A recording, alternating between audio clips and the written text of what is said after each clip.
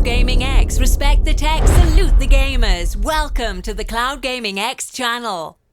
What's up, Cloud Gamers? Welcome to the Cloud Gaming X channel. Now, quick disclaimer, my voice is still gone. I'm battling a sore throat and I'm fighting a cold. So if I sound a little off, just know that's the reason. But you guys requested that I do a reaction video to this, so I am not going to let you guys down, and we are going to cover that right now. So if you guys like this video, if you guys want to join the Cloud Gaming X family, definitely check out the links in the description below. We have a new Discord, fellas. We had an old Discord that had over 200 people in it, but we had a lot of other channels mixed in, and people were confused when they joined Discord. So we're like, you know what? Scrap that. We still have that for the other channel, but we have a new Discord for this channel. So if you're interested, if you want to stay a part of everything that's going on in the Cloud Gaming X universe channel, definitely hit the Discord link in the description below. Also check us out on Twitter and Facebook. Alright, enough of that nonsense. Let's get right into this video. So this is DreamcastGuy again, bashing Stadia. The title of this says Google admits that Stadia will suck for years. Really? That's not what the article states. But again, this guy, clickbait, get views, bash Stadia. You know, you get your views. But again, what we do here is we look at these videos and we try to make sense of what the hell these people are talking about. Alright, so to get started, let's hit play.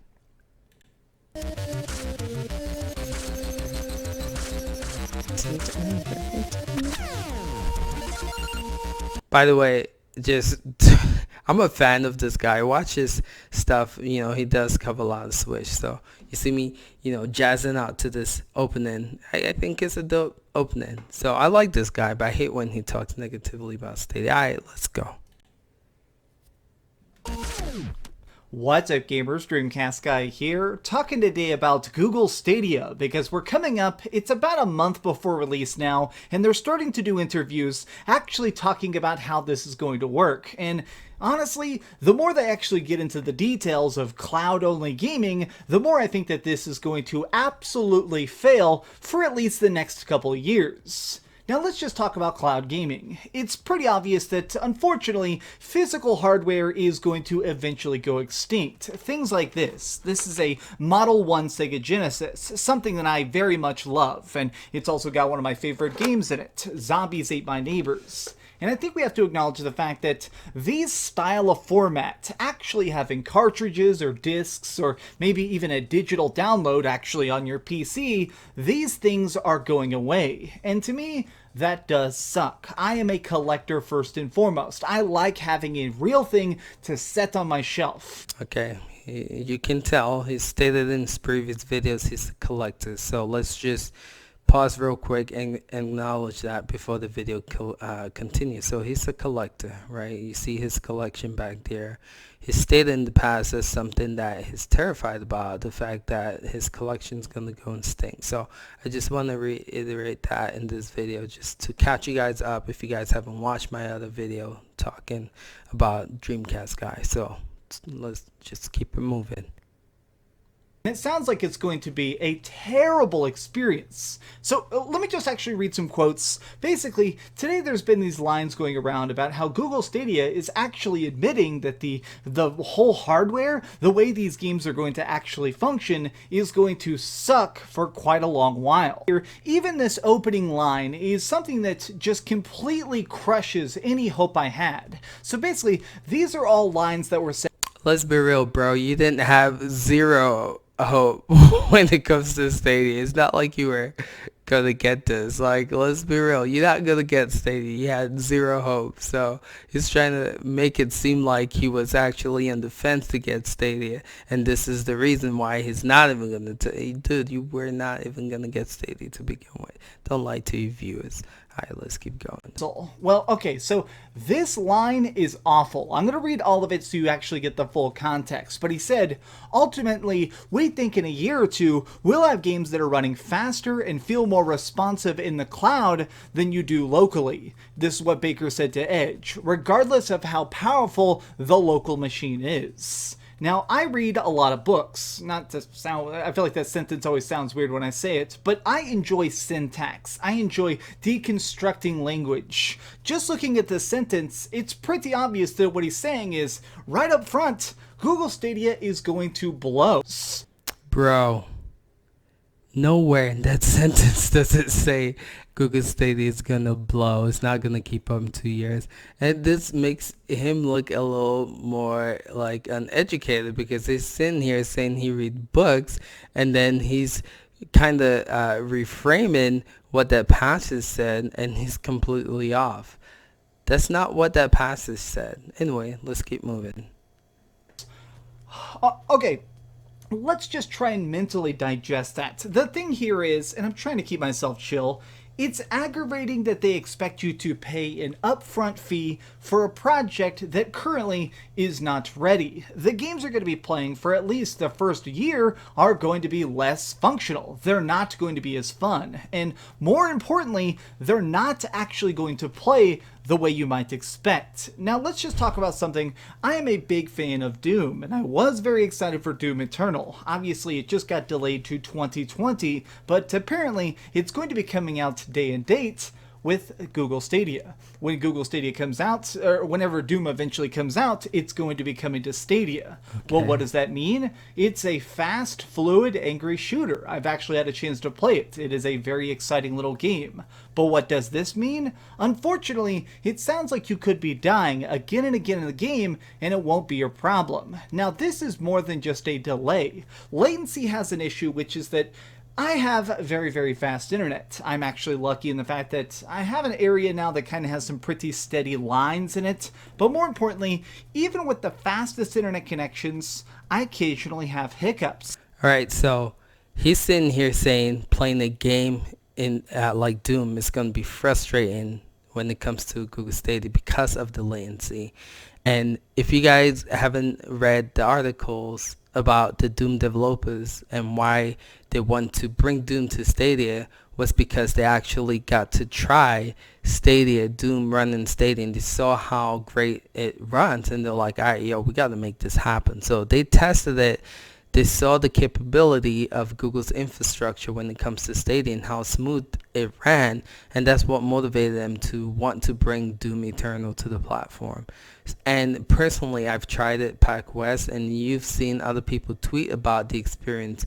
It is phenomenal. It's incredible. It's crazy, and that's going to be a selling point. The fact that Doom actually runs as smooth as it does on something that's streaming. It just shows the power of Google's infrastructure. So this guy is saying that because of latency, people are gonna die and die and die, and that's gonna ruin the experience. That is absolutely false, because I've experienced it, and so has a lot of other people, and they have said it's a smooth experience, and from my experience, it's been smooth. So that is officially debunked. And then sent back. Well, it seems like they're trying to actually figure out a solution to this problem. How can you make a game fluid when there is no fluidity? And the answer they've come up with is so appallingly bad. I'm going to read this entire thing here because you're not even going to believe it. Okay, so he says the big problem they're trying to deal with is called a negative latency. It's basically the workaround of how you try and negate the potential lag between the player and the server. This term describes a buffer of predicted latency inherent to a Stadia player setup or connection in which the Stadia system will run lag mitigation. This can include increasing FPS rapidly, reducing latency between the player input, and even predictive button presses. Predictive button presses. Do you know what those words mean? Okay, tell me, so right here DreamcastGuy. is my Nintendo Switch. Ta-da! Okay. Obviously, I always have my Nintendo Switch right nearby. The way that the Nintendo Switch works is pretty obvious. You press a button, something happens. If I'm trying to drift in Mario Kart, I press the hop button, I steer into the turn, and then I start drifting.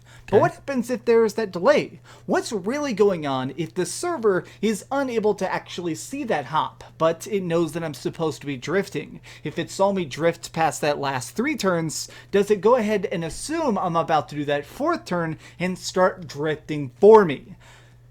What?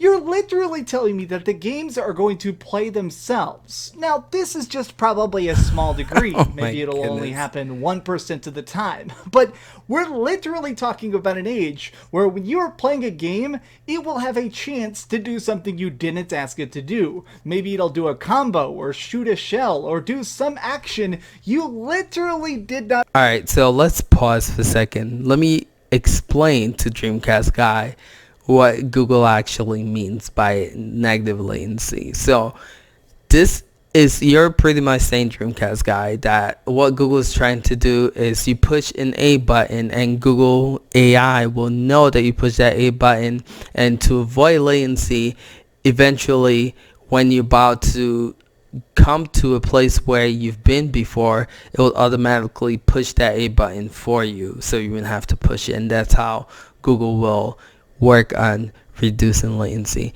That is not what's going on, dude. What Google means here is AI is going to help latency because it can, based on your previous pattern, know what you're about to do next. It's not going to physically push a button for you, but it helps the latency and helps the AI because it can predict your next move, right? You look at services like Google Now, right? When you take a route, right? When you take the train, it knows that information about you. So the next time when you're researching, this might sound creepy to some people, but to me personally, I find it helpful. And again, if you don't like technology, this will probably creep you out. And we know you don't like technology, Dreamcast guy. So this is probably why it's creeping you out. But anyway, when you're about to take a train that you previously take, Google Now will send that to you and say, hey, like your train or your transport is going to be leaving the next like 15 minutes or so. Or if you Google map a route, it'll let you know, okay, I see you're potentially going to go to this place that you've been to before. Here's the route, stuff like that. So pretty much helping you in advance before you even have to open up Google Map, put the address there and get there. That is what it's saying. It's saying it's going to help prevent latency because it knows what you've done previously. It's not going to push the button for you. It's going to help prevent latency. I don't know if this makes sense, but let me know in the comments below if this is making sense. Again, Google AI is not pushing buttons for you. It's pretty much just predicting what you potentially are going to do. Hope that clarifies this and makes sense to you guys, but let's keep moving. I mean, if we're being quite blunt, I'm actually still happy that Google is out here doing this experiment. It takes billions of dollars of research and infrastructure to even attempt something on the scale of Google Stadia. But my thing is, test it internally. The fact that they're actually trying to sell this as a commercial product before... First of all, he's saying test it eternally, right? They have. If you listen to some of the recent interview, I forgot who it was, but he said that he plays this at home and he's excited. And he also stated that when he is playing something like the PS4, I forgot where this article was, but when he's playing another console or PC, he misses Stadia because of the convenient factor of being able to play anywhere, right? And then we also got Project Stream last year, and the whole public got to test this out. And bro, you can even ask your friend Bundwave, who made a video right after he tested it out, and he had nothing but praises to say. So this service works, bro. It works really well. I've tested Stadia out, and I can tell you 100% the service works. So be prepared to eat your words come next month. Alright, let's keep moving. Alright, so that sums up the video. I can't with this guy. Again, he's made several videos this in Stadia, and you guys have seen it in my reaction, so this is nothing new. But again, I'm not gonna spend any more time in this. The service comes out next month. He's a YouTuber. Google's trying to make this service for people like him to get better exposure and to be able to, grow his channel. But if he's not gonna get it, that's on him. right? When Stadia comes out and you can't buy it anymore, he's going to be eating his words. So I'm not going to argue with this guy. You guys want to see a reaction? I've done the reaction. He's saying the same thing he's been saying in his last 2 or 3 batch and Stadia videos. But anyway, thank you guys for watching. Appreciate you guys. We'll catch you next video. Till next time.